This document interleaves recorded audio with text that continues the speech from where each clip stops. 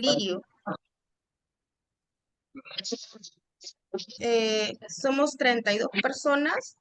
Yo creo que ya podemos empezar la charla sin ningún problema.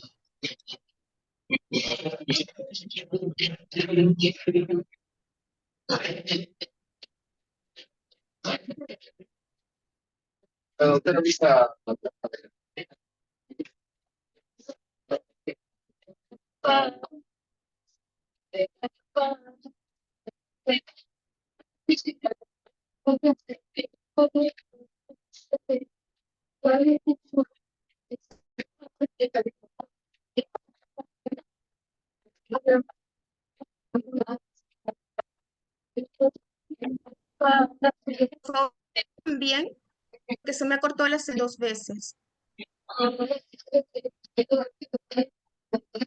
Creo que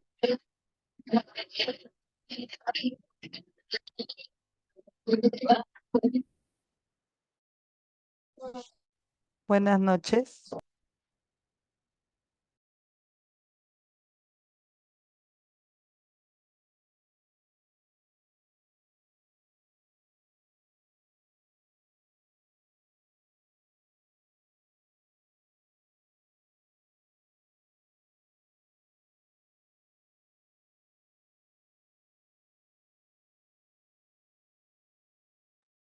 Buenas noches con todos. Viviana Chávez, gracias. ¿Qué tal, Viviana? ¿Cómo está? Denme 2 minutos que mi internet. Voy a compartirme internet de mi teléfono y empezamos la charla. Dos minutitos nada más.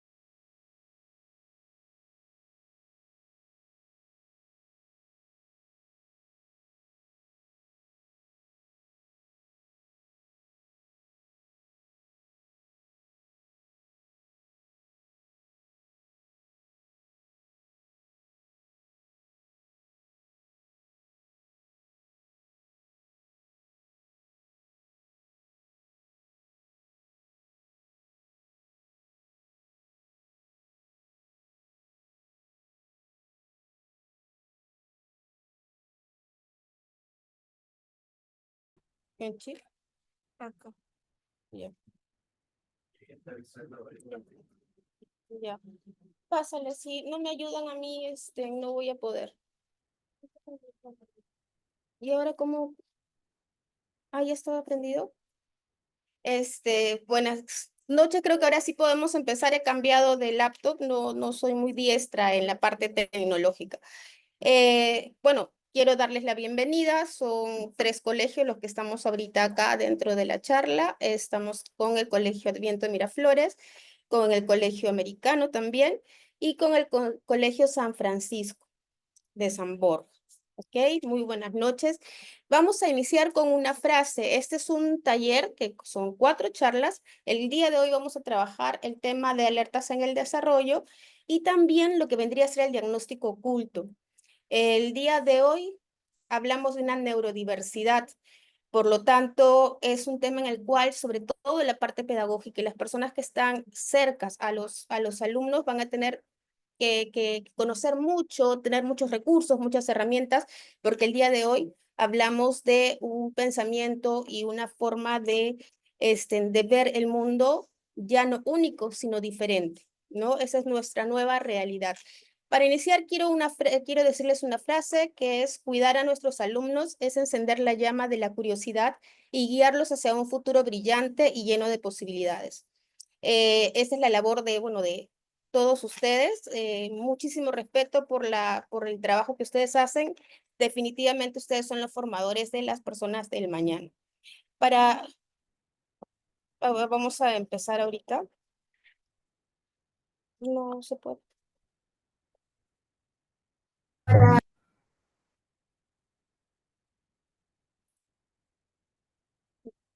Bueno, como les decía, el tema de hoy es alertas en el desarrollo y diagnósticos ocultos. Mi nombre es Jessica para todos ustedes. En cualquier pregunta la vamos a trabajar en cualquier momento, ¿ok? Lo primero que vamos a hablar son sobre las alertas en el desarrollo. ¿Qué cosas son las alertas? A ver, yo sé que ya están leyendo el concepto, pero ¿alguien tiene una idea? ¿Ha escuchado lo que son las alertas en el desarrollo?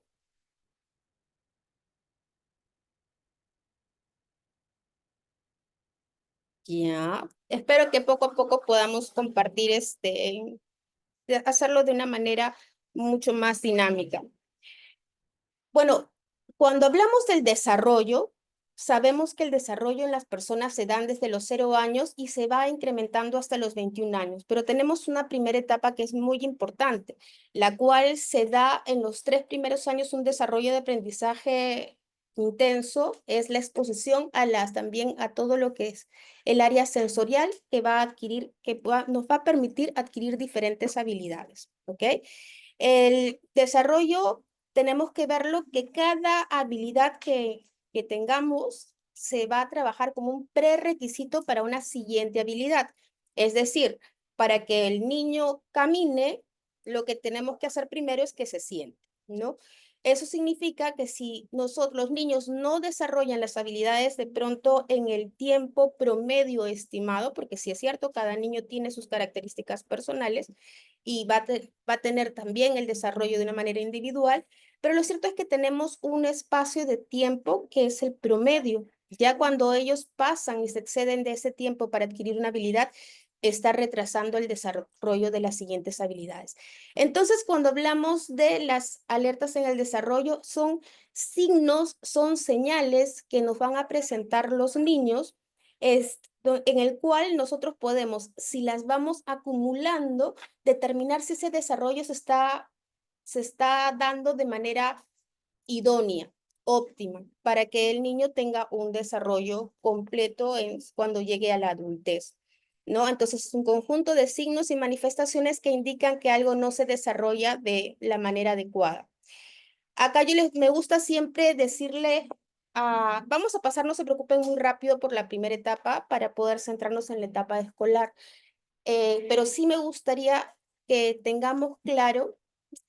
Acá, por ejemplo, llegan al consultorio mamás que me dicen, no, ay, mi hijo está súper bien portado, porque se les hace una historia clínica. Entonces, primero le pregunto, y se despertaba, lloraba para pedir su leche, y a veces me han contestado las mamis, no, porque mi hijo es bien portado, ¿no? Entonces, yo he tenido mucha suerte, nunca me levantaba, yo tenía que despertarlo a él. Por ejemplo, un comentario así tan sencillo abarca mucho. porque estamos hablando de un niño que está presentando una anomalía total dentro de su desarrollo, ¿no? Porque obviamente es un niño que su única actividad es satisfacer sus necesidades, ¿no? Que vendría a ser el alimento. Pero mira, ahí ya tenemos esa alerta. No es que los niños sean bien portados, los niños tienen que llorar cada vez que tienen hambre. Entonces ahí, por ejemplo, una mamita, un pediatra tiene que agarrar y darse cuenta, ah, acá hay un problema, ¿no? Si nosotros intervenimos de manera adecuada, lo que vamos a encontrar es un diagnóstico oportuno y por lo tanto es un tratamiento oportuno, ¿ok? En las alertas en el desarrollo nos vamos a enfrentar a diferentes tipos. Vamos a trabajar lo que es el desarrollo motor. Trabajamos el desarrollo motor desde que son chiquitos con la parte del vendría a ser el gateo, en cómo maneja sus primeros movimientos, ¿ok? Estos tipos de alertas en el desarrollo los vamos a ver durante todos los años. Yo he trabajado estas diapositivas hasta los 15 añitos.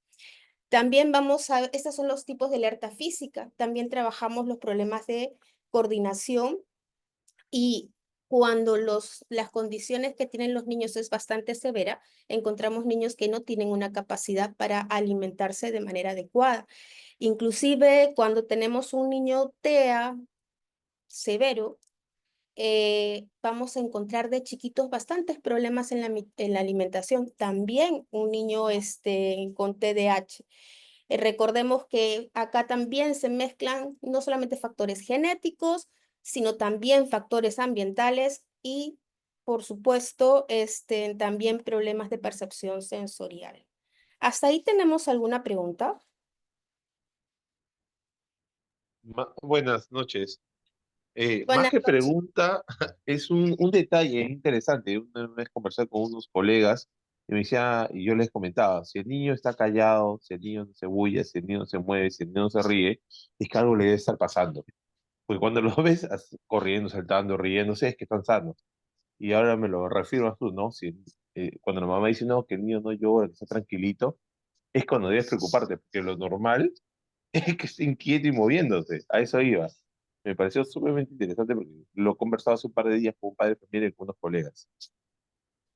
Sí, es importante y también trabajarnos en la época, gracias.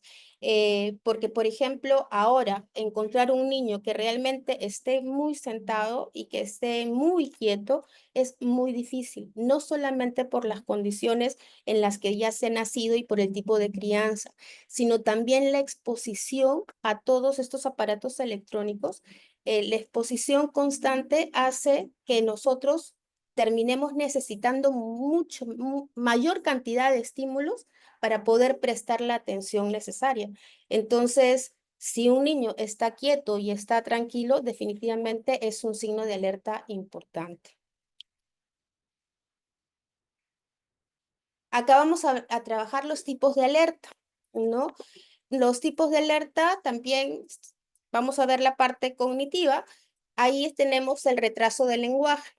Muchas personas vienen acá y dicen, mi niño tiene 2 años y todavía no habla nada, ¿no? Si se ha descartado un problema físico, una hipoacusia, por ejemplo, el niño tendría que hablar. Recordemos que el desarrollo se maneja de una manera espontánea, ¿no?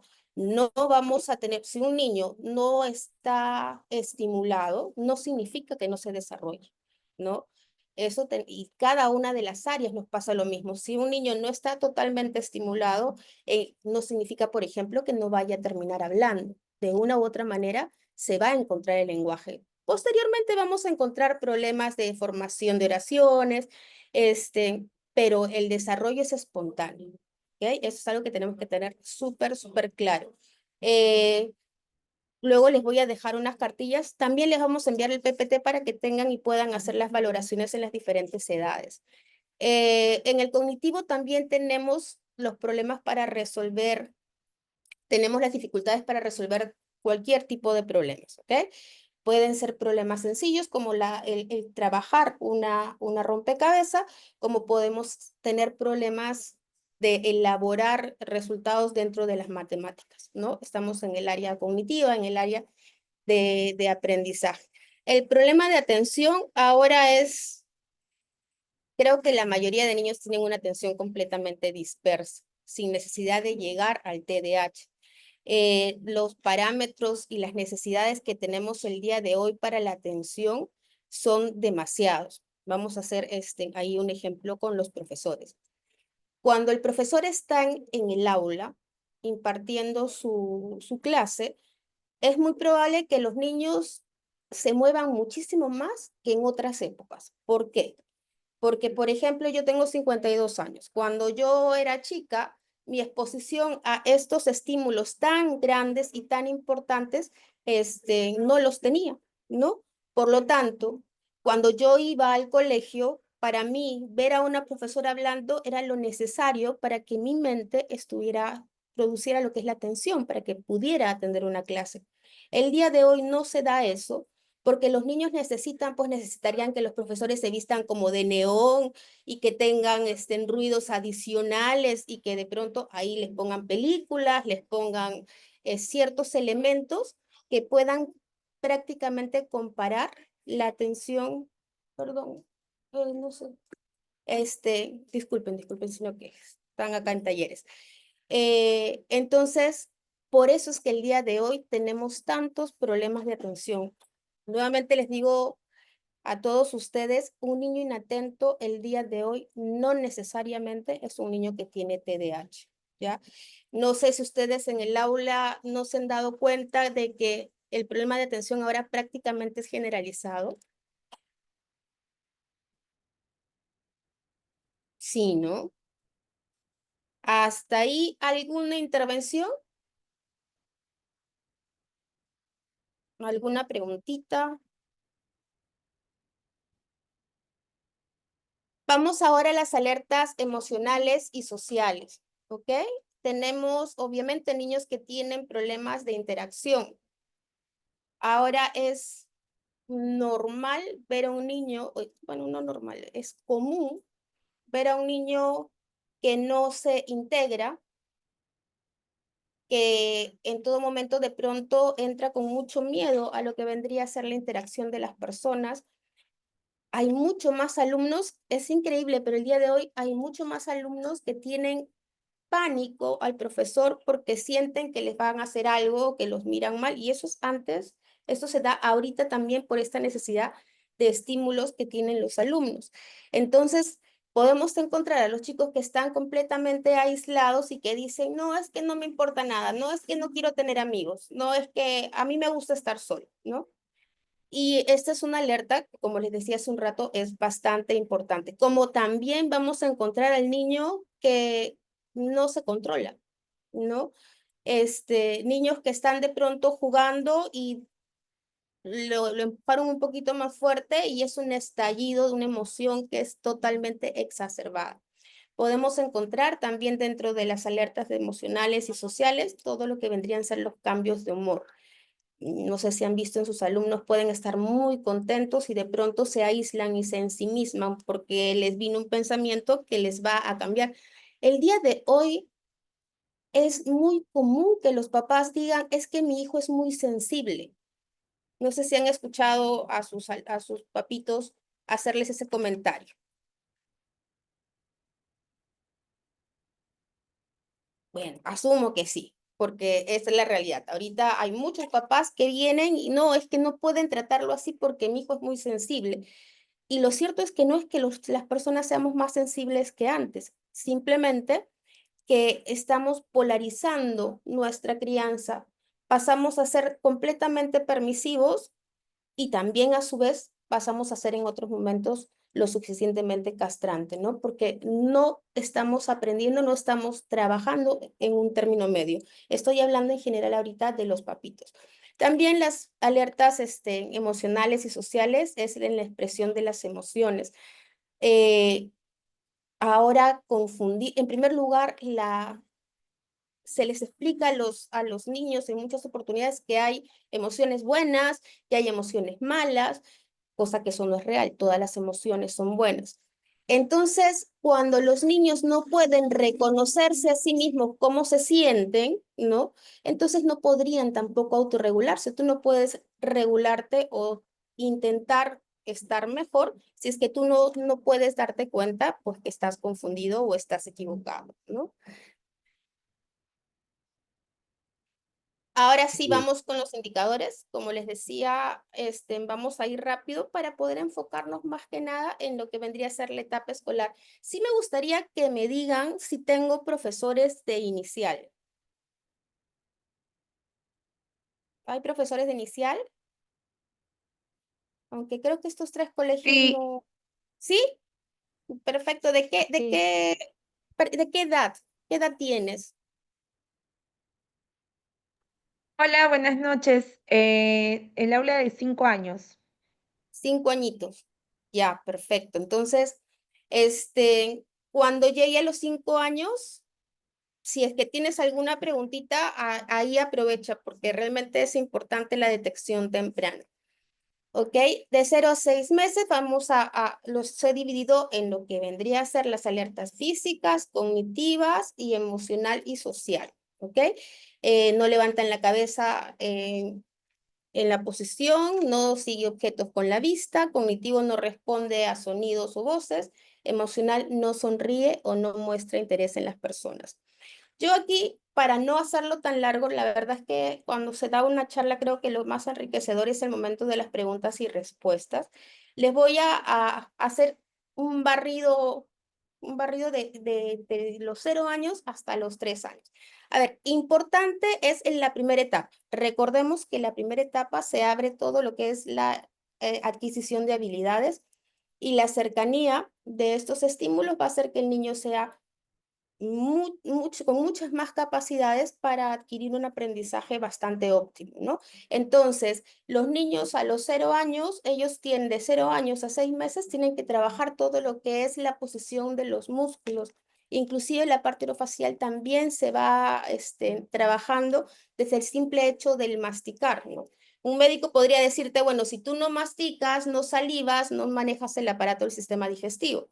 Pero para las personas que trabajamos las alertas en el desarrollo, el no masticar de una manera correcta, ¿no? Y empezar a estimularlo los 6 mesecitos, en sí podría también retrasarnos la llegada del lenguaje. ¿Ok? Para ese entonces, el niño ya tiene que haber hecho la primera sonrisa reflejo. Si no llega esa sonrisa en los 3 primeros meses, es una sonrisa, como les digo, reflejo, también tenemos una alerta importante. En la parte, en lo que vendrían a ser, por ejemplo, en las comidas, los niños que tienden a tener condiciones del desarrollo, se ha percibido, no está todavía decretado así, pero sí se percibe de que tienen bastante irritación, inclusive con su lechecita, ¿ok? Entonces, el reflujo que ellos tienen no es como el reflujo normal, que de repente un niñito, después de que está haciendo su chanchito, que bota un poquito de leche. Normalmente el reflujo de los niños que se va a presentar una condición después, siempre es como si fuera un vómito completamente fuerte, algo así. Creo que había un dibujo animado que era Los Simpsons, que cuando vomitaban era así como que salía de golpe y con mucha fuerza. Después, obviamente, tenemos que trabajar lo que vendría a ser de 7 a partir de los 6 meses, ya el niño tendría que estar sentadito, ¿no?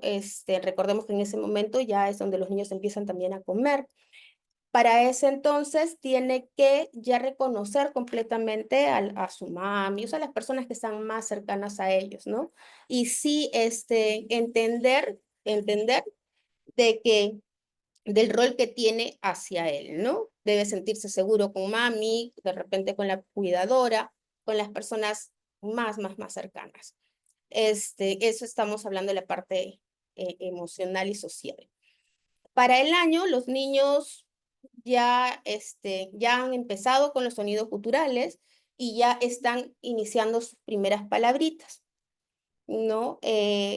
Si no hay primeras palabritas, siempre es importante hacer un chequeo físico, ¿ok? Y a los pocos meses, ya para el año y 3 meses más o menos, tiene que haber ya empezar a caminar. ¿Qué pasaría si un niño camina a los 9 meses? Vamos a suponer, eso es una alerta en el desarrollo, ¿ok? Quiero que entendamos que existe un promedio. significa que lo que está por encima del promedio es tan peligroso o riesgoso como lo que está por debajo del promedio, ¿no? Entonces, un niño de 9 meses que ya esté caminando, tenemos que alertarnos y ver por qué tiene esa capacidad tan desarrollada. Los seres humanos somos integrales, ¿ok? Entonces vamos a desarrollar muchas áreas a la vez. Por lo tanto, si yo desarrollo demasiado un área del desarrollo, hay otra área que se me va a quedar rezagada. Y ahí ya empezamos con problemas importantes. Ya para los 3 años los niños deben correr, saltar, decir frases, ya combinando algún tipo de oraciones. Hasta los 3 años, la importancia en el área sensorial es para poder trabajar el aprendizaje, ¿ok? Estamos hablando de un niño común, sin ninguna condición. Entonces, por ejemplo, cuando un niño llega al consultorio y tiene 2 añitos, 3 añitos, lo que nosotros sabemos es que si estimulamos todas las áreas sensoriales, lo que vamos a hacer es desarrollar la capacidad cognitiva del niño, ¿no? Potenciarla al máximo. Pero ya cuando pasan los 3 años, ya tendríamos que haber cimentado la primera etapa de lo que es el aprendizaje, ¿ok? Y vamos a pasar a otra siguiente etapa donde se tiene que empezar a trabajar el área conductual. El área conductual en esta etapa, como más o menos hasta los 7 años, es, hablamos de que el niño desgaste, el niño se canse. O sea, en otras palabras, es que el niño se canse, ¿no? Por eso cuando se va a terapia, lo que te dicen, un niño de 3 añitos, de 4 añitos, lo que te dicen es, bueno, hay que hacerle terapia sensorial, ¿no? ¿Por qué? Porque el niño tiene que agotarse, tiene que cansarse, porque la reflexión no es una habilidad que se adquiera hasta después de los 7 años, ¿no? Yo sé que hay papás que dicen, no, mi hijo me entiende todo, ¿no? Bueno, pero realmente el niño no reflexiona lo que el papá le dice.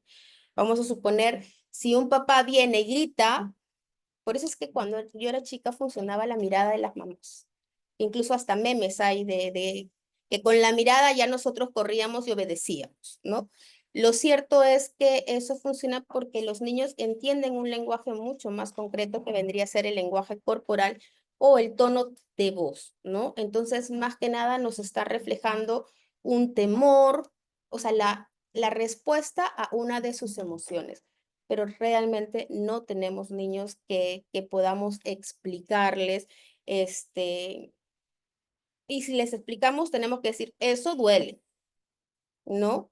Pero si nosotros empezamos a explicarle, bueno, si tú agarras eso, te va a dar, te puede pasar esto, te puede pasar lo siguiente, y si te pasa esto, te voy a llevar a la clínica.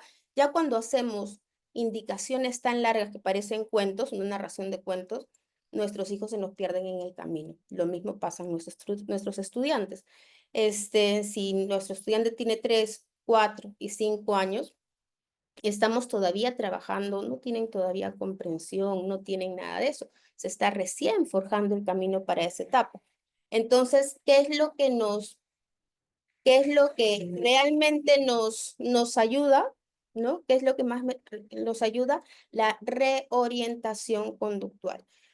En lugar de yo prestarle atención de pronto al berrinche que tiene, pensando en que es una conducta disruptiva, en lugar de yo prestarle atención a ese berrinche, ¿no? Yo voy a dar una indicación que no se hace eso y voy a darle una alternativa de juego, ¿no?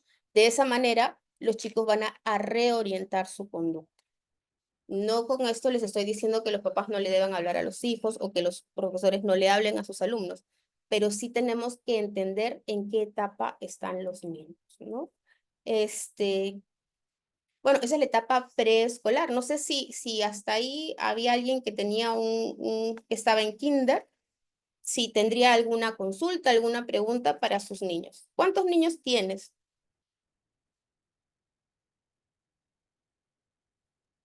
Hola, buenas noches. Hola. Tenemos 16 niños en el aula, pero sí un poquito me llama la atención lo que tú comentas de ser más precisa en las respuestas, ¿no? Y en el cambio de actividades. Y que quizás es algo que yo no hacía, ¿no? Siempre trataba de darles una explicación a los chicos del por qué puede ocasionar ciertas situaciones, pero no me puse a pensar lo que tú mencionas, el grado de comprensión, ¿no? Pero obviamente que se le explica de una manera muy sencilla, muy clara, ¿no? No tan larga ni tan tediosa, pero aún así, como que estoy introduciendo este nuevo conocimiento, ¿no? Para poder aplicarlo. Pero sí, está claro y está interesante la información que nos estás dando. Gracias. Sí, por ejemplo, niños de kinder de 4 o 5 años, es importante, yo les recomendaría varias cositas, ¿no?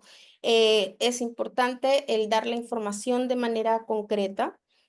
No significa que no le conversemos, podemos utilizar la reflexión, o sea, el contar por qué sí o por qué no, pero eso más nos va a ayudar en el aumento del vocabulario que en la conducta en sí.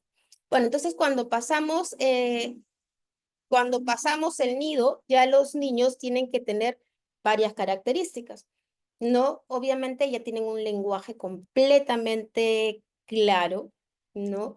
Podríamos en lo que es la parte del lenguaje tener ciertas dificultades, pero ya se deberían estar extinguiendo de lo que son las trabadas, ¿no?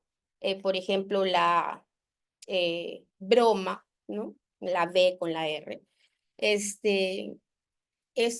podríamos encontrar. Si ya un niño llega a primer grado con un problema de lenguaje de ese tipo, no se puede esperar, se tiene que enviar tanto a lo que es la evaluación, y también en un reconocimiento de las alertas. Por ejemplo, el día de hoy me llegó una niñita de 5 años, que tenía un problema de lenguaje, ¿no?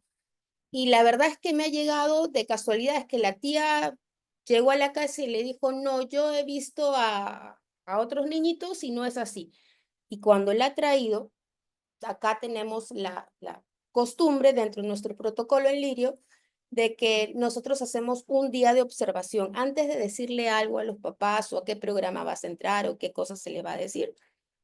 Nosotros hacemos un día. Y miren, solamente ese problemita de lenguaje que tenía con ciertas palabras, en la simple observación ya me arrojó problemas importantes de aprendizaje. Y apenas tiene 5 años. Entonces, sí es importante cuando tenemos a nuestros niños en primer grado, ver su lenguaje, número 1.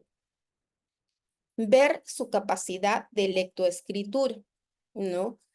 A veces la intervención, si es temprana, a veces nos ha pasado que simplemente la lateralidad la aprendió mal. No, al no saber cuál es la derecha y la izquierda, entonces ya ese fue un problema para llegar a la escritura en sí, ¿no? Entonces, ese también tenemos que observar cómo trabaja sus brazos, si la tonicidad es lo suficientemente importante. Ya aquí, hasta esta edad, nosotros ya hemos descubierto, se debe descubrir qué condiciones. Se debe descubrir si el niño tiene TEA. Recordemos que el día de hoy, 1 de cada 38 niños tienen neurodiversidad. No es que tengan TEA, pero son neurodiversos, ¿no? Pero ya para esa edad, ya tenemos inclusive los primeros también, las primeras señales de lo que vendría a ser el TDAH, ¿no?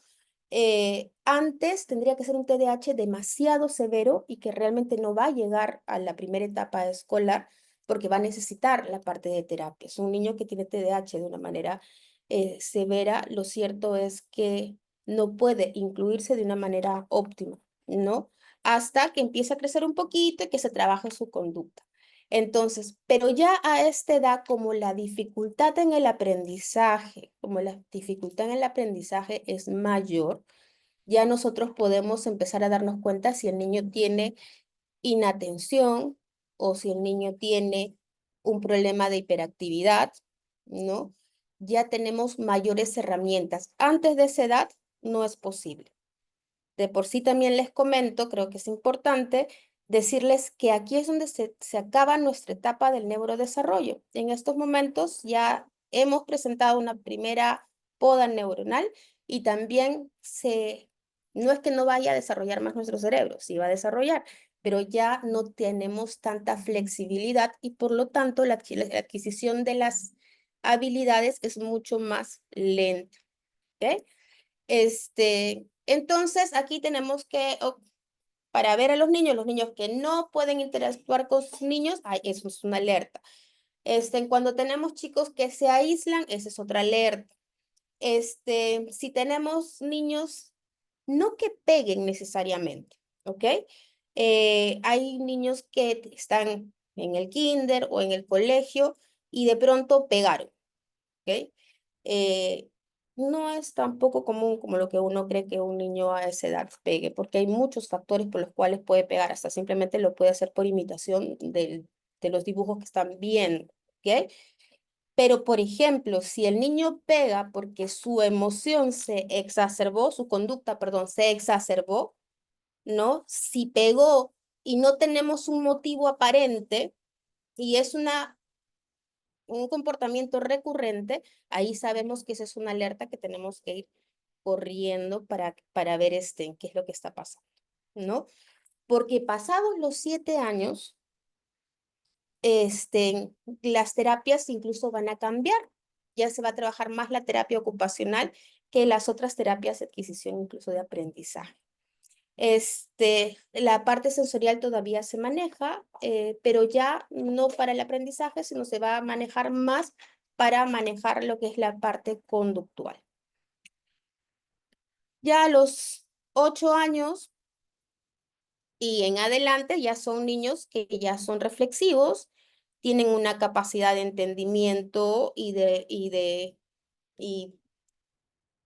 entendimiento tanto del entorno como también de los contenidos. Emocionalmente son niños que interactúan, que van a estar teniendo inclusive conductas que van a ir probando, porque los niños también prueban las conductas, los niños prueban a las personas con las que están para ver hasta dónde me va a aguantar y hasta dónde no me va a aguantar. Y eso es bueno, ¿ok? En el futuro, esos son los recursos que tienen los niños, perdón, los adultos. O sea, cuando hablamos de un adulto que tiene muchos recursos, que tiene muchas herramientas, perdón,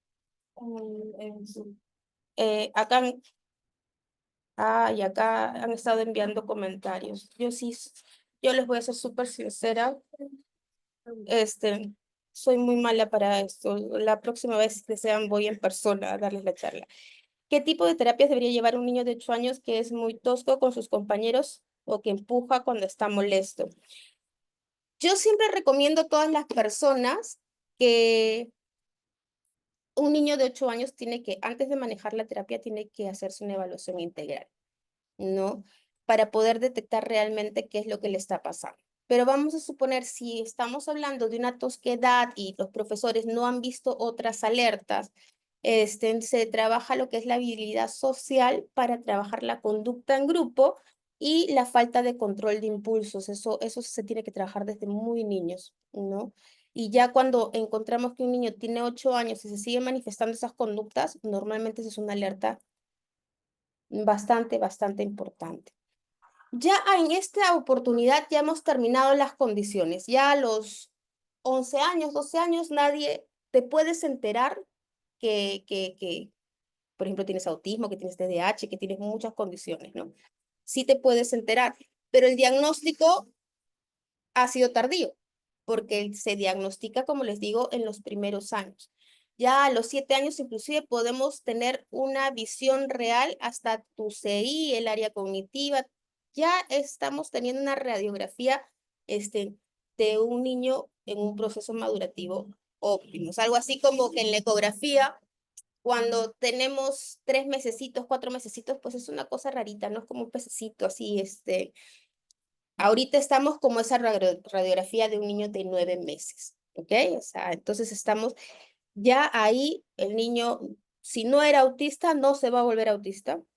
Si no era TDAH, no se va a volver TDAH. Otras condiciones, trastornos del lenguaje no le van a salir.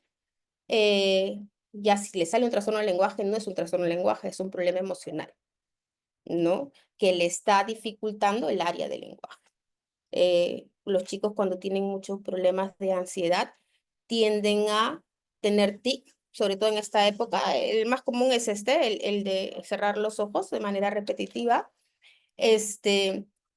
y tienden también a tartamudear, ¿no? O hablar así como que un poquito diferente.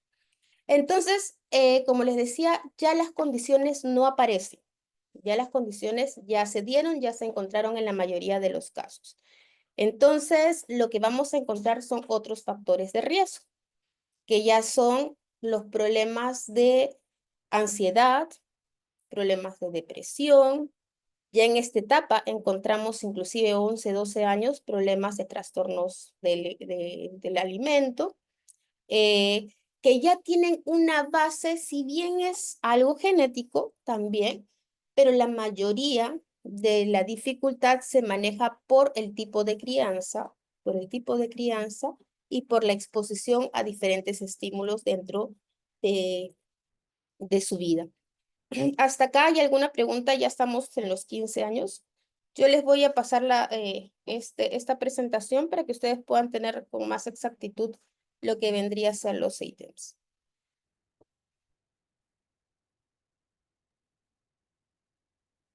Ya. Es importante, antes de pasar decirles, en una charla anterior me preguntaron, y ya tenemos, por ejemplo, las patologías, ¿no? Recordemos que estamos en trastornos o en condiciones. La patología, no. Los trastornos la personalidad, estos trastornos se dan después de los 21 años. Entonces vamos a decir que nuestro problema con las personas desde los 8 años, más o menos hasta los 18 o 19 años, son problemas típicos de la adolescencia y del crecimiento, ¿no?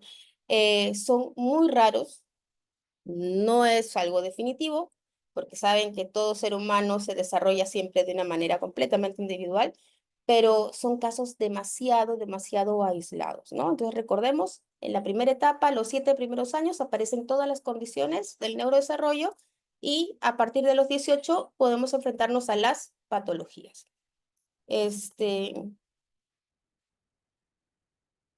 ¿Qué podemos hacer con las alertas? Giovanna, te escucho. Sí, buenas noches. Yo quería consultar si en base a esos indicadores que mencionabas de detectarse, sí o sí tiene que, en este caso, derivarse al Departamento de Psicología para que puedan hacerse un diagnóstico a los estudiantes. Ya, te cuento.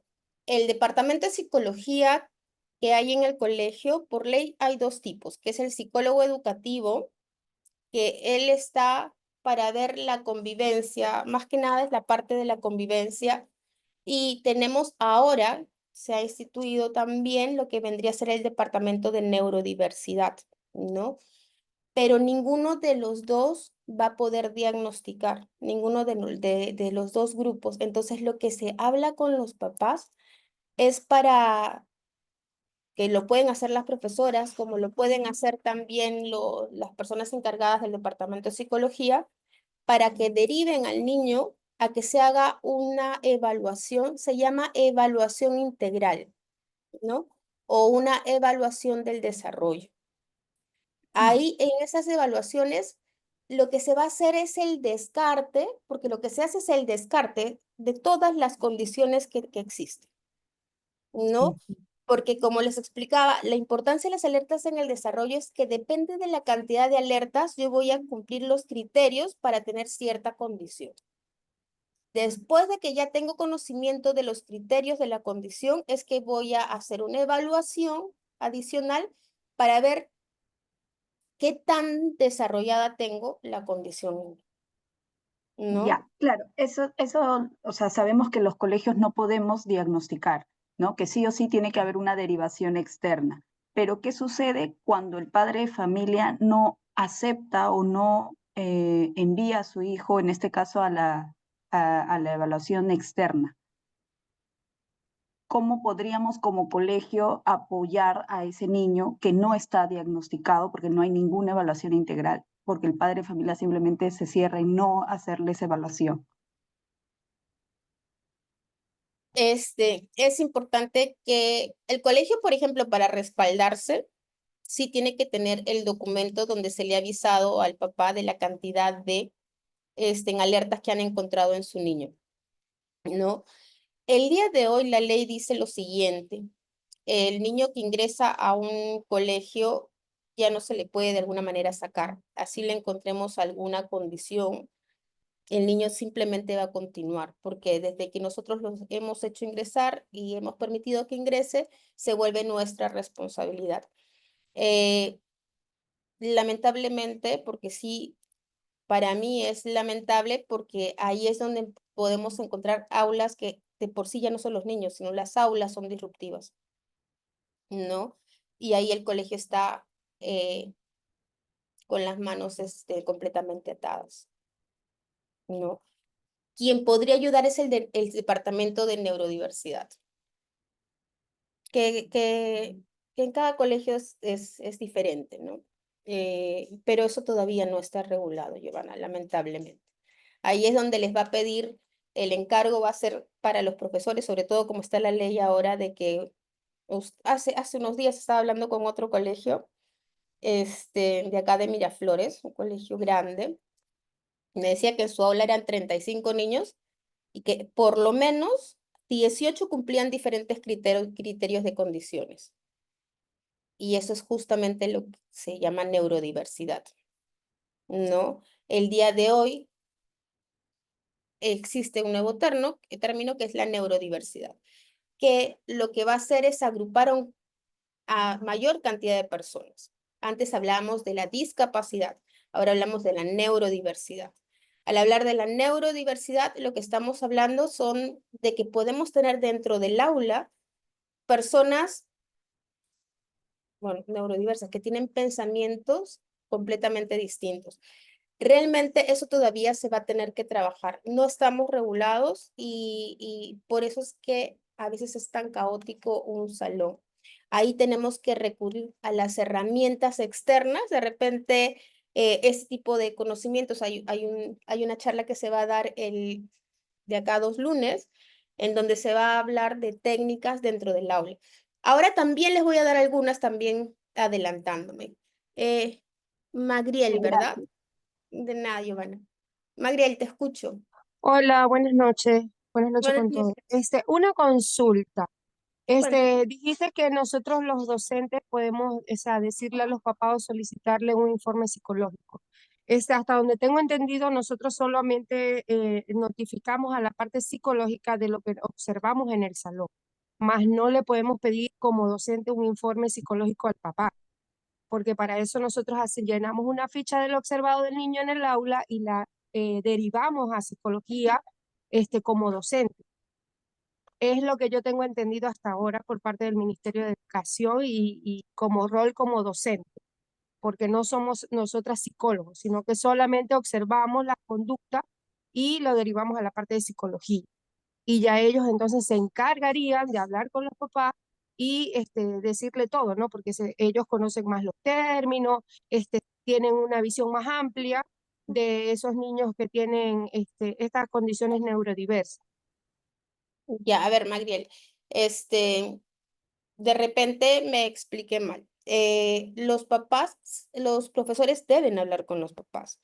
Lo que de repente me expliqué mal es que no van a solicitar el profesor la evaluación psicológica, pero el papá es el primero que debe conversar con el papá y decirle que dentro del aula está encontrando ciertas características. Ya cuando el profesor empieza a hablar y luego es llamado por el área de psicología, la visión que tiene el papá y la forma en que el papá escucha al psicólogo realmente es distinta, ¿no? El profesor, porque el papá le va a decir, pero ¿y qué pasa con esto? Quien está en el aula es el profesor. El profesor cuenta las alertas que les estoy explicando. Es el psicólogo quien va a derivar para solicitar de repente una terapia alterna, ¿no? Si Silvia. Silvia, te escucho. Hola, hola, ¿me escuchan? ¿Sí? Sí, sí, sí, Tengo te el escucho. audio un poquito mal. Sí, justamente estaba escuchando muy atenta todos los temas que la verdad me interesan mucho, aparte porque soy docente no solo de una edad, sino tengo niños desde kinder hasta quinto de secundaria. Wow. Y sí, porque soy profesora de arte, pero a la vez también soy mamá y tengo un hijito que tiene 6 años. Y justamente en el colegio, como es un niño nuevo en un colegio nuevo, él se estaba adecuando y observaron unas conductas que él es muy sociable, entonces buscaba pararse, conversar, ¿no? Como que no seguía ciertas normas. Y el departamento psicológico del colegio, que es muy bueno, me recomendó hacerle un informe neuropsicológico, ¿no? Con un neuropsicólogo. Y yo lo he hecho, ya lo tenemos porque le he hecho una serie de terapias, he hecho bastantes evaluaciones y más que todo por el tema de su vocabulario, porque de un momento a otro empezó como a tartamudear. Más que a tartamudear, es como que demora en hablar, pero no es perenne. Por eso es lo que me causaba un poquito de angustia, porque él puede hablar muy fluido un momento, pero por momentos es donde como que se traba un poquito, ¿no? ¿Para qué? Yo, por ejemplo, escucho que a mí Giovanna, a mí Magrel, que algunos papás no quieren hacer y para mí es algo buenísimo porque creo que como papás y lo mejor que queremos es una ayuda profesional, ¿no? Y que nos ayuden, nos asesoren. Y yo creo que si nos piden un informe no es algo malo, sino cómo llegar a los papás a que entiendan de que está bien que apoyemos en ese sentido a nuestros propios hijos porque es para el bien de ellos, ¿no? Y para ayudar a los profesores a cómo llegar a ellos, tanto en casa como en el colegio.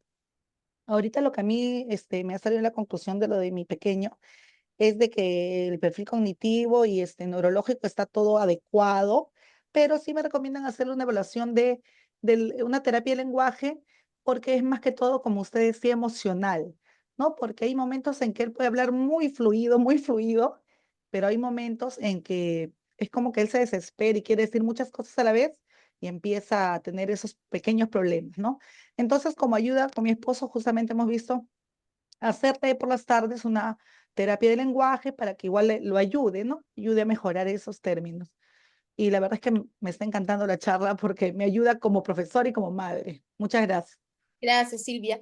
Ahí yo te voy a recomendar algo también. ¿A qué edad empezó a tener el problema del lenguaje? Recién ha sido este año. O sea, a los Este, 6 añitos. sí, tiene seis.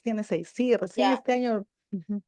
Sí, como les decía hace un ratito, si el niño a los 6 años, que ya está terminando la parte del desarrollo, ya su lenguaje había sido adquirido de manera correcta, óptima, dentro de lo esperado, inmediatamente sabemos que es un problema emocional. Entonces, yo te recomendaría que el lenguaje le va a ayudar, sí, por supuesto que sí, pero también tenemos que trabajar porque el niño está teniendo este problema de pronto ansioso o emocional que le está trayendo complicaciones en el lenguaje. Se me perdió algo importante que ahorita lo he recordado cuando he hablado con Silvia. Este, tenemos lo que se llama el autismo regresivo. El autismo regresivo es los 3 primeros años.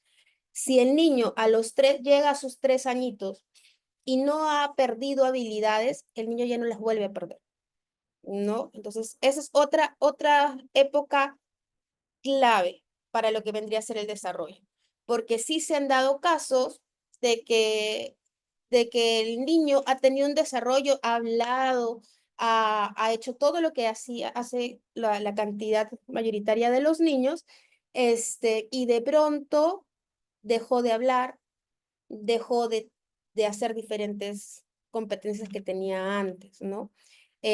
Normalmente los papás empiezan a buscarle una respuesta, ¿no? Lo cambié de nido, me mudé de casa, me separé con el papá.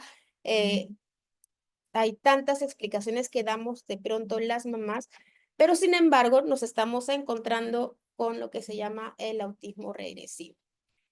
Después de los 3 años, eso no sucede. Si el niño pierde una habilidad, es normalmente por un problema ya completamente emocional, ¿no? Por lo tanto, con eso un poco sería que te digo, definitivamente tranquila, porque si él ya hablaba y tiene esa edad, no hay forma que él haya retrocedido dentro de la capacidad del lenguaje. O sea, pero no le van a arreglar con facilidad la dificultad del lenguaje si es que no trabajan el área emocional. Y si no se arregla del todo el área del lenguaje, la comprensión dentro de cuando ya está en segundo grado, cuando está en tercer grado, va a tener una perspectiva distinta, porque esa es otra cosa importante. En el desarrollo todo está completamente entrelazado. ¿Ok? Bueno, entonces, lo que ahí me he corregido de pronto, Magdiel me ayudó con su comentario. Definitivamente los papás, los profesores tienen que conversar con los papás, porque van a flexibilizar bastante lo que el psicólogo va a reafirmarles a los papis y solicitar una evaluación, ¿no? Creo que ya ahí avanzamos a la siguiente. Hablamos un poco lo de Minedu, ¿no? Minedu nos dice ahora, promueve espacios de diálogo con niños, niñas y adolescentes. Luego de las clases, esto ayuda a conocer la situación socioemocional de cada niño, niña o adolescente. Quédate más tiempo con ellas y ellos y bríndales el soporte necesario. Programa refuerzos escolares en horarios no escolares. Mantente atento o atenta y comunica si tienes sospechas de una situación de violencia contra niñas, niños y adolescentes. Promueve actividades de integración o autoayuda con tus estudiantes. Antes de pasar al siguiente tema, como les decía, voy a darles ciertos como tips. El día de hoy, para atender la neurodiversidad, ahí me estoy adelantando de repente a otras charlas. El día de hoy, para atender la neurodiversidad, nuestras aulas y nuestros contenidos tienen que arrojar mayor cantidad de estímulos visuales y auditivos, ¿ok? Tenemos que segmentar nuestros tiempos tener mayor cantidad de segmentaciones. Incluso yo les recomiendo, ¿no? El trabajar una actividad de enlace entre un contenido y otro dentro del aula va a ayudar mucho, porque recordemos que, por ejemplo, los niños que tienen falta de control de impulsos, los niños que tienen la dificultad del TDAH, los chicos que tienen algún problema en la parte del lenguaje, ellos necesitan tener espacios y no le podemos decir tanto al cuerpo, quédate quieto. O sea, si tú le dices a un niñito con TDAH, quédate quieto, te va a mirar y te va a preguntar cómo me voy a quedar quieto, ¿no? Entonces, si fragmentamos nuestras aulas, las vamos fragmentando en tiempos y les damos pero es un tiempo dirigido, ojo, ¿no? Le damos una actividad que hacer, inclusive si ya son adolescentes, decirles, a ver chicos, estírense, este es el momento de estirarse, el estirarse y que sus brazos, sus piernas, ellos van a tomarlo como una broma. Sin embargo, ustedes, eso me está yendo la voz. Sin embargo, ustedes van a tener mucho más tranquilidad para poder dictar la clase. Esta actividad es una actividad conectora. Por lo tanto, tenemos que trabajar, puede ser estiramiento, si le damos tiempo libre, no, pues ahí sí nos estamos metiendo autogol, porque los niños van a venir con demasiada energía, ¿no? O sea, si les damos 5 minutos para que descansen, por ejemplo, lo que vamos a hacer es exacerbar esa conducta. Es imposible que los niños en la adolescencia o en la niñez opten por hacer un tiempo de espera adecuado que les nazca de pronto a ellos mismos, ¿no? Entonces, es importante hacer eso. Es importante también que empiecen a determinar cada niño ofreciéndole un estímulo para la calma, ¿no? Eh, por ejemplo, uy, se me va siempre, este de Hebe que tiene como bolitas, el post-it, ¿cómo? El Pop-it. Ya, por ejemplo, el Pop-it es una herramienta bastante buena. No la tienen que poner ahí para que todo el mundo la vea. La pueden tener en un sitio así en las piernas y eso hace que el niño se mueva menos. El colocar, no sé ahí cómo serán las sillas en sus colegios, pero si colocamos una tira entre las dos patas, en las patas delanteras de la sillita, eh, el niño va a poder desahogar ese deseo que no puede controlar para poder pararse. Entonces ustedes van a tener un niño más calmado, solamente que el niño va a estar moviendo su pie, ¿no?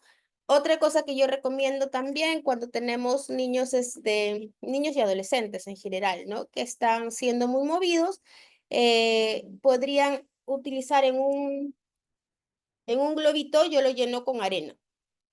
Entonces, simplemente el que estén trabajando su manito, sus conductas van a empezar a ceder, van a verlos más tranquilos y con mayor capacidad de prestarles atención, ¿no? Entonces, estamos hablando de redirigir conductas, estamos hablando de apoyo sensorial, estamos hablando de tiempos, ¿no? Y con eso yo creo que podríamos trabajar. Yo siempre le digo a los profesores cuando tenemos estas charlas, yo les digo que es importante que observemos a nuestros niños, porque también hay trucos dentro del aula. ¿No? Por ejemplo, yo no puedo poner a un TDAH junto con un niño con autismo, porque eso es prácticamente hacer mi propia bomba atómica. Tampoco puedo poner a dos TDAHs juntos, ¿no? Entonces, dentro de mi neurodiversidad del aula, dentro de mis niños en el aula, vamos a encontrar niños que son de pronto más tranquilos, más asertivos. Ellos tendrían que ir con los niños con TDAH. Perdón, se me está yendo, es que todo el día hablaba. Por ejemplo, los niños con TEA, eh, también lo puedes poner con otra neurodiversidad, sin ningún inconveniente. Pero un niño que utilice, un niño con TDAH, sí, al TEA no lo va a tratar muy bien, ¿no?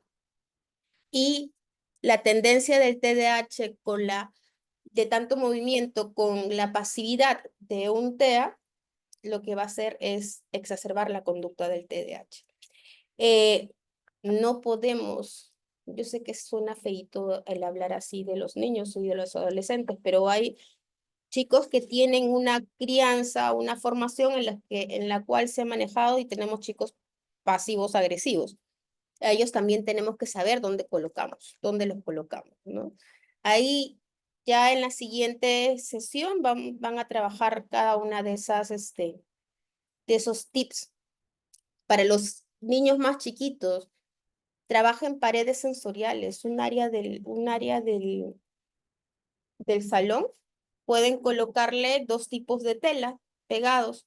Entonces los niños en un momento pueden hacer como una alarma, en una palabra clave y los niños pueden ir a sobarse, a sobarse con esa tela en la pared y van a tener niños completamente lindos y tranquilos, así como que de otra época. Hasta ahí, ¿tienen alguna pregunta de lo que son las alertas en el desarrollo o neurodiversidad en general?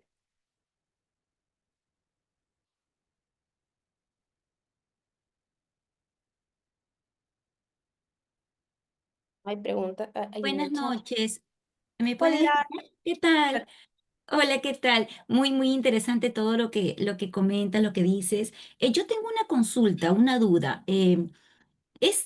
¿Puede ser factible o qué tanto puede ayudar? Soy profesora de nivel inicial, estoy con el aula de 3 años. Yo digo a veces cuando llegan los niños, uno tiene que ir poco a poco conociéndolos, pero siempre me he puesto a pensar y digo, ¿qué tanto nos puede ayudar a nosotras como profesoras el que de repente que cuando los niños vengan al colegio o a matricularse, ¿no? Los padres vengan, muestren esta cartilla del control de niño sano. Hay una cartilla que ellos llenan, ¿cierto? Desde que nacen, que el pediatra va evaluando, viendo cómo va su desarrollo, cómo Claro, el desarrollo vamos. físico. Ujú. Exacto, exacto. Entonces, y muchas veces hay pequeñas observaciones, ¿no? En esa cartilla, por ejemplo, si levanta la cabeza, si fija la mirada, si no mira, si escucha su nombre y entre otras cosas más. Podría ser un apoyo o de repente una guía como para las profesoras el que el padre muestre eso de ahí, o no necesariamente.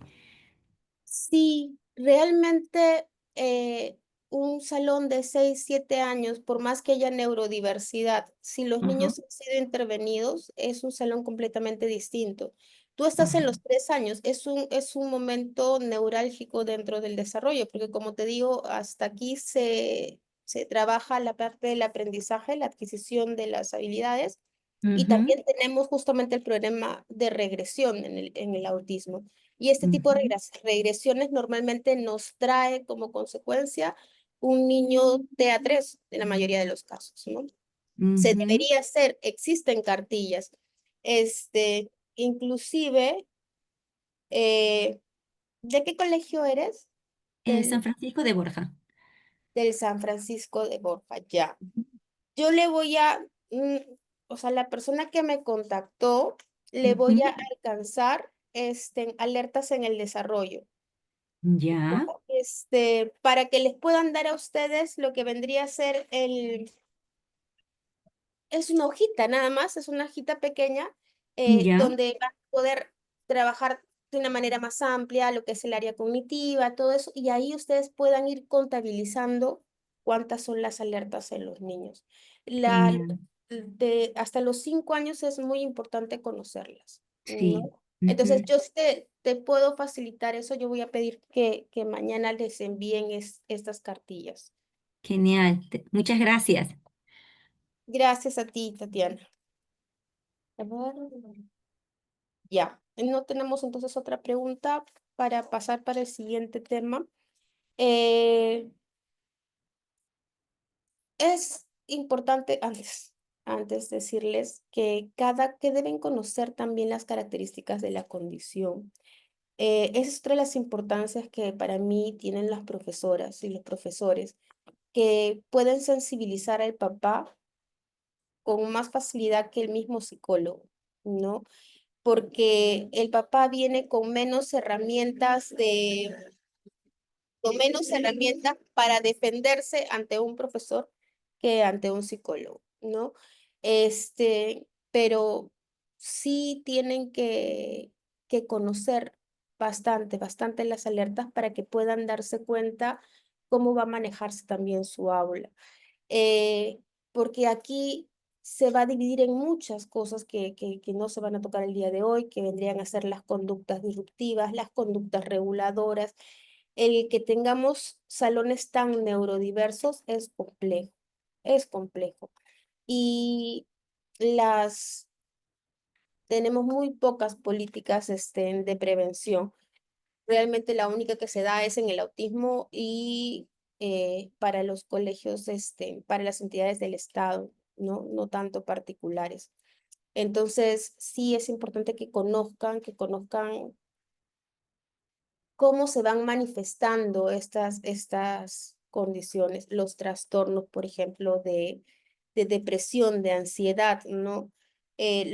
Muchas personas piensan que un niño para estar depresivo tiene que ser un niño que está llorando todo el día y eso rara vez sucede. Normalmente los niños depresivos son niños que tienen conductas disruptivas. La forma de que ellos manifiestan su depresión más que en llanto son en conductas toscas, desafiantes, ¿no? Más que en los mismos berrinches, más que en la tristeza misma. O sea, dentro de la etapa del desarrollo, la relación que tienes con tus pares o con las personas puede diferenciar un diagnóstico con otro, ¿no? Entonces, sí, queridos profesores, a trabajar mucho con conocer a nuestros niños. Si ustedes los conocen, van a poder reubicar las aulas, van a poder manejar ciertas actividades que reorienten las conductas de los chicos, ¿no? Tenemos que enseñarles que estén calmados, sí, pero también el día de hoy tenemos que ofrecer más herramientas. Creo que salió algo en el chat. A ver.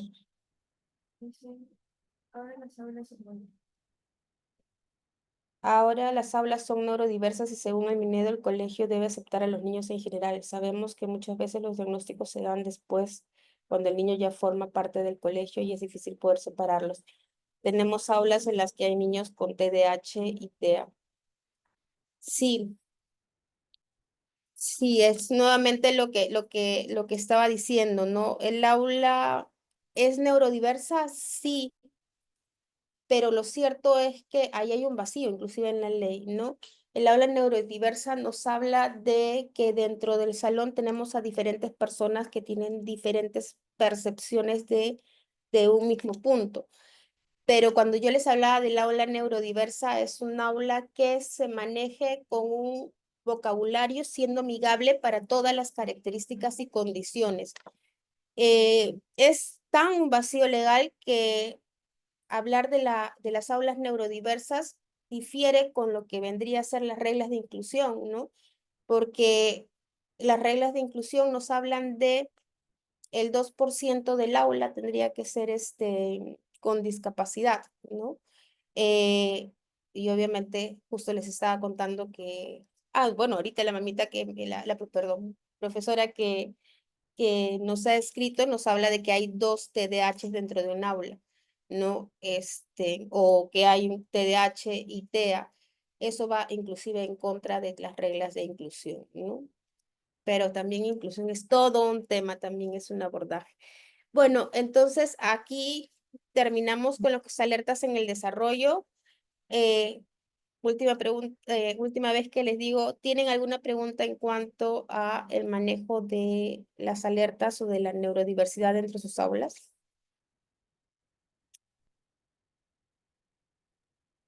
Buenas noches. Hola, ¿cómo estás? Buenas noches. Mira, una consulta. Tú dices que no deben haber 2 TDAHs en un mismo salón, ¿verdad? No deberían.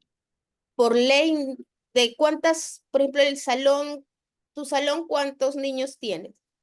No, yo soy de secundaria, pero sé, por ejemplo, en mi colegio hay aulas que tienen más de un caso de necesidad educativa especial. No sé si es TDAH, pero como nosotros solo tenemos 2 secciones, en ese caso, de haber más casos, ¿qué se podría hacer? Sí, definitivamente el día de hoy pasa eso. Este, porque la inclusión nos habla de lo que vendía ahorita, Romeo, ahorita quiero decirle al profesor, tenemos que manejar estímulos externos, que es lo que les decía, el trabajo con lo que es la parte sensorial, herramientas, recursos manuales. Necesitamos darle herramientas a los niños para que puedan trabajar esa falta de percepción continua, ¿no? Y entonces nuestro salón va a poder trabajar diferentes contenidos. Por ejemplo, vamos a suponer, yo acá vienen muchos niños, sobre todo los de TDAH, y el mayor problema que tienen es la escritura, ¿no? Porque hay un problema dentro de su bracito, del codo a mano. Entonces, el hacerlos escribir tanto o de la misma cantidad que un niño neurotípico, lo que estoy haciendo es quitándole la motivación a ese niño, exigiéndole hacer algo para lo cual no está hecho su manito, ¿no? Si yo a él se le permite trabajar más de una manera visual que con escritos, ese niño va a tener un mejor comportamiento. Entonces, ahí es donde venimos con lo que son las adaptaciones curriculares, ¿no? Que, bueno, tenemos una currícula única.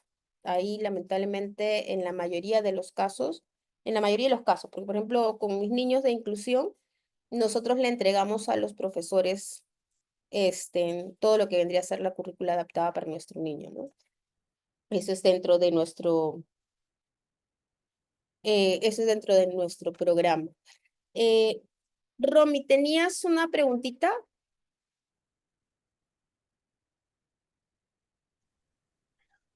Hola, Romy, buenas noches. ¿cómo estás, Romy? ¿Qué Buenas tal, noches. Grecia? ¿Cómo estás? Buenas noches. Más que una pregunta, es una recomendación. Como verás, mi aula es neurodiversa. Tengo 16 estudiantes. Mi aula es mezclada. Tengo de niños de 4 y de 5 años. Eh, tengo una niña con diagnóstico, un niño que todavía está en terapias y uno que está en evaluación, ¿no? En sí, el aula es bilingüe.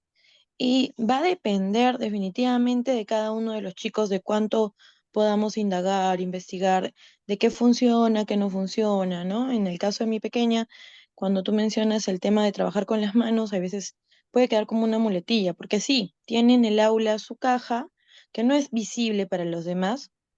Los chicos son muy exploradores, lo saben, saben que es la caja de ella, saben que pueden, que no deben tocar porque respetan las pertenencias de los demás, pero hay veces funciona, hay veces no, ¿no? Dependiendo cómo se va regulando. Y en especial porque no solo es el tema del autismo, sino hay un tema visual, ¿no? Mi pequeña, yo la pongo estratégicamente no tan adelante del salón, porque es donde está el parlante, donde está la música, y hay un compañerito que tiene cierto tono de voz con algún perfil de ecolalia también, ¿no? Pero va más por un tema de TDAH, pero con ecolalia. Entonces, Pues, estratégicamente, como tú dices, no puedo sentarlos juntos porque es una bomba de tiempo. Entonces, estratégicamente tengo que ir moviendo y rotando las mesas, que favorablemente me ha funcionado porque es un tema de rutina. Entonces, mi pequeña ha entendido la secuencia y la dinámica de las cosas. Pero, ¿qué tan recomendable es para ella esta aula? Porque tengo que sentarla un poco más atrás. En algún momento está adelante, pero no todo el tiempo, porque visualmente de vista en lo que es miopía y astigmatismo es 8.2 y 8.4, ¿no? Entonces, hay que estar innovando, y mi tema va más al tema de que a mí me gustaría, como tú has comentado, tener una zona que es de lo sensorial, ¿no? Poner diferentes texturas para que si en algún momento quiera tener una autorregulación, que no sea con las manos, ¿no? Porque puede ser con la cara, puede ser con los brazos, pero qué tan viable es para, de repente se sobreestimula o se pierde el enfoque. ¿Tú qué me recomendarías? yo siempre a los más chiquititos, yo siempre le digo a los profesores que trabajen alarmas. O sea, en primer lugar, es trabajar alarmas y espacios, tiempos menores, cosa que la indicación es para todos. ¿No? Momento de rascarse la espalda, vamos a suponer, se me ocurre, ¿no? Entonces, que se va en ese espacio sensorial y que entonces todos están así como que raspándose la espalda. 30 segundos nada más. Con eso bastó para que los tengas nuevamente regulados, ¿no? Entonces, el colocar, porque hay que tener algo que es muy claro, lo que le hace bien al niño neurodiverso no le hace mal al niño neurotípico, ¿no? Entonces, si vamos por esa premisa, podemos tener diferentes recursos, diferentes herramientas dentro de nuestra aula. Por ejemplo, decía hace un ratito la liga. La liga se debe usar como hasta cuarto, quinto grado. En la liga se pone en las sillas, el niño va a mover solamente su piernecita porque hay que explicarle cómo se trabajan esas herramientas. Entonces mueve su piernecita, se queda más tiempo sentado, pero si lo hace un niño neurotípico, no le va a pasar nada. A la liga le puedo poner a todo el salón y así no hacerlo tan diferenciado en estos momentos que son necesarios para la reorientación de la conducta, ¿no? Y no solamente la conducta, también es el aprendizaje. O sea, si yo no hago estos espacios, aquellos niños que no tienen una atención constante, la van a perder en el camino. Ujú. Sí, en el tema de la liga sí se ha implementado en el aula. Va para dos, bueno, las mesas son grupales. Cada niño en especial tiene, en el caso de mi pequeña la tiene, pero por más que yo le he enseñado el cómo hacerlo, ella lo hace de otra forma, porque la idea es que vaya, ¿no? Presionando, pero en el caso de ella lo va balanceando. Será una forma de autorregularse también. Sí, sí, porque, a ver, tú le puedes dar una consigna de regulación a un niño.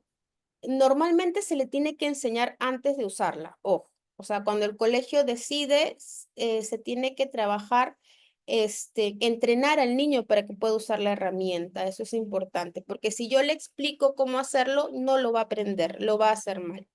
Entonces, eh, ahí se trabajan con indicaciones visuales, ¿ya? Y eso se tiene que trabajar en casa y en la terapia. Entonces, y ahí es donde el niño lo va a usar de manera consciente y de manera óptima. Acá en el chat salía cuántos niños neurodiversos pueden haber en un aula. La ley de inclusión nos dice que es el 2% de cada aula que puede tener algún tipo de necesidad especial, ¿no? Lo que es la parte diferencial. Por lo tanto, estamos hablando que es mínimo, ¿no? La cantidad de niños, y si es que se encuentran inclusive. Pero, como les digo, eso todavía falta para poder estandarizar. Ahora, si nosotros usamos este tipo de recursos que les digo que son fuera de los niños, ¿no? Son recursos, porque inclusive la maestra sombra no es un recurso que se esté manejando de una manera óptima. Entonces, si nosotros colocamos diferentes elementos dentro del aula que ayuden a la autorrelajación, a la reorientación de la conducta, eh, va a ser mucho mejor en lo que es el aprendizaje, ¿no? Es el respeto de pronto de las necesidades diferenciadas. Listo, entonces creo que ya me voy para... no, pero ya no hay otra pregunta. La última pregunta, o ya no hay. Creo que vamos a terminar antes, les cuento. No ha sido un grupo así que tengan muchas preguntas. Paso entonces al diagnóstico oculto. Acá sí tenemos un montón. El día de hoy, encontramos dentro de nuestro, que es un poco lo que nos habíamos adelantado, ¿no? El día de hoy tenemos lo que son diagnósticos ocultos dentro del desarrollo, ¿no? Recordemos que el desarrollo, como les dije, de 0 años hasta los 18, 19, 20, 21, 22 añitos. Entonces, es una condición que un alumno puede tener, pero no es aparente ni es visible. Para estos diagnósticos ocultos, voy a mencionar el autismo, los problemas de aprendizaje, el TDAH, ¿no? Todos estos, todas estas condiciones, los que van a las aulas, a la básica regular, estamos hablando de que vendría a ser el nivel 1 y el nivel 2. El nivel 3 y la multidiscapacidad, lo óptimo no es que vayan a un colegio regular, ¿no? Eso es algo que tenemos claro porque la inclusión lo que nos dice es que los niños y adolescentes, bueno, saquen lo mejor del sistema para que ellos puedan potenciarse, ¿no? Entonces, ya un niño con multidiscapacidad o estamos hablando de una condición tipo 3, son niños que definitivamente no se pueden integrar porque no tienen los elementos para poder mantenerse quietos, no le van a sacar provecho ni a la parte social, ni a la parte del lenguaje que nos da la regularidad, ni la interacción, y mucho menos vendría a ser el aprendizaje, ¿no? Entonces, diagnósticos ocultos.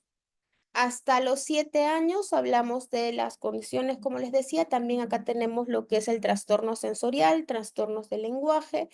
En la neurodiversidad nos hablan ya de un grupo mayor. Dentro de la neurodiversidad tenemos también lo que vendría a ser síndrome de Down o cualquier tipo de condición cromosomática.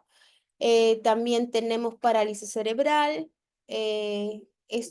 Todo esto es la neurodiversidad, inclusive la epilepsia o algún tipo de, de convulsiones, ¿no? También está dentro de la neurodiversidad.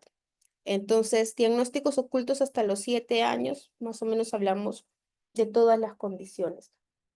A partir de los 6 años, estamos lidiando con el trastorno depresivo, el mixto, el ansioso depresivo, trastorno de ansiedad, ya problemas de violencia, ¿no? Porque recordemos que el bullying, es una manifestación de violencia. Donde hay violencia, ojo, hay depresión y hay ansiedad también. Carencias emocionales, que eso nos va a trabajar conductas, nos va a dar conductas inadecuadas. 11 añitos en adelante, los trastornos alimenticios. Y ya cuando no los hemos detectado, ¿qué es lo que nos pasa? Nos empieza a jugar en contra. Porque, por ejemplo, el día de hoy es muy normal, lamentablemente, esa es la palabra adecuada, el que una niña de 13, de 14 años esté hablando de pronto con una compañerita y le diga, o lo mismo pasan con los hombrecitos, aunque más es más la estadística habla más en las mujeres, que le diga, ¿cómo estás? Estoy triste y te cortaste, es la pregunta siguiente, ¿no? Entonces, el que en una conversación se normalice situaciones que no tienen nada dentro de la normalidad, va a hacer que nos traiga consecuencias también dentro del aula, porque de repente escucho otra persona, otra niñita, que de repente también tiene un problema emocional y también es una personita vulnerable y lo que va a hacer es posiblemente, ¿no? Verlo como una alternativa que quiera experimentar, ¿no? Entonces, esos son todo lo que podemos ver el día de hoy como trastornos, perdón, como diagnósticos ocultos. El TDAH se manifiesta, eso sí, a partir de los 7 años. En cualquier momento tenemos un diagnóstico de TDAH, pero recordemos que esa es una condición del neurodesarrollo, significa que vino desde chiquito con la condición, pero no se manifestó hasta grande. ¿Por qué? Porque obviamente el contenido de aprendizaje es mucho mayor, es mucho más fuerte, entonces el niño tiene un reto mucho mayor y eso hace que podamos observar la inatención, ¿no? Eso es lo que vendría a ser un diagnóstico oculto. Obviamente las características no son visibles o aparentemente no son visibles, pero yo sí les puedo decir que con mucha observación, de pronto darnos un tiempito más allá, bueno, como les leí hace un ratito también lo que decía Minedu, ¿no? Pero observando y observando vamos a detectar de todas maneras las alertas, ¿ah? Entonces, aparentemente no son visibles lo que es la depresión y la ansiedad. La primera etapa no es visible. Solamente podemos darnos cuenta porque hemos visto un cambio específico en su conducta. O sea, nosotros no podemos darnos cuenta, por ejemplo, si es que el niño sigue comiendo la misma lonchera, la cantidad de loncheras todos los días, o su, ¿cómo se llama? O su recreo va a comer la misma cantidad. No vamos a darnos cuenta si el niño ha modificado su hambre o su no hambre. No hay forma. ¿no? Entonces, en la primera etapa, tendríamos que trabajar mucho, mucho, mucho lo que vendría a ser la prevención. Realmente las manifestaciones se van a ver cuando ya nos encontramos con el episodio un poquitito más avanzado, ¿no? Otra característica es que siempre va a afectar lo que es el aprendizaje, ¿no? Desde un trastorno de un TDAH, trastorno de atención, o una depresión severa, no vamos a poder estudiar. El día de hoy, la deserción escolar es impresionante. Los niños que el día de hoy simplemente deciden porque me habló feo una persona, porque me habló feo el otro compañerito, porque el profesor, ahora los chicos prácticamente dicen, no, no mamá, no quiero ir, y son muchos los que no van, ¿no? Son muchos los que no van. Y el niño que tiene un diagnóstico oculto, eso siempre lo van a observar, es porque hay un cambio radical dentro de su aprendizaje en algún momento. O sea, por ejemplo, un cambio completo en las notas, ¿no? De pronto se va evidenciando las notas y va a necesitar un apoyo, ¿no? Ahí, ojo, yo tengo un caso que también lo digo mucho y hablo con las profesoras, porque de los dos lados nos viene. Tenemos diagnósticos ocultos y niños y papás que se aprovechan del diagnóstico, ¿no? Bueno, ni siquiera del diagnóstico, porque yo conozco casos de que, por ejemplo, el niño es flojito, no tiene muchas ganas porque está pasando por, qué sé yo, una situación de adolescencia bastante rebelde, que esos son problemas de conducta, qué sé yo, eso lo sale en otro momento, pero es impresionante la forma en que los papás, para que su hijito no repita el año, entonces también nos falsifican condiciones, ¿no? No sé si ustedes tienen algún caso como el que les he contado dentro de su aula.